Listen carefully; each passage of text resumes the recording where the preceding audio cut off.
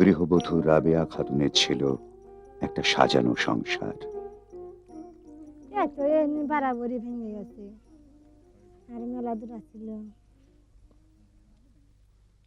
আপনারা এই বাসায় কতদিন ধরে আছেন? এ বাসা হচ্ছে এ কথা কইতেছেন, এ তো 6-7 বছর হয়েছে। জি। আপনার স্বামী কি করেন? এই চড়া কাজ করে, চড়া কাজ করে। চরে কাজ করেন? জি। কি কাজ করেন? এটা আবাদ বসত। জি। আপনাদের জমি আছে? আছে অল্প কিছু। কোথায় জমি? এ জিম্মিরে দিয়ে নদীর পাড়ে না চরে? নদীর পাড়ি। কি কি ফসল হয় ওখানে? এ পত্যা তরি তরহারি আবাদ যে হয় এগুলো নয়। জি। ধানের জমি আছে? ধানের জমি নাই। মানে আগে ছিল? আগে ছিল, এখন ভেঙে গেছে। কোথায় ছিল?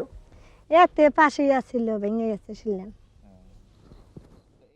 এই যে এখন নদী ভাঙছে, এখন আপনারা কি করবেন? কি হরম, আর কিছু হারা যাবে না। তাহলে কোথায় যাবেন? ভাঙলে কোথায় যাবেন?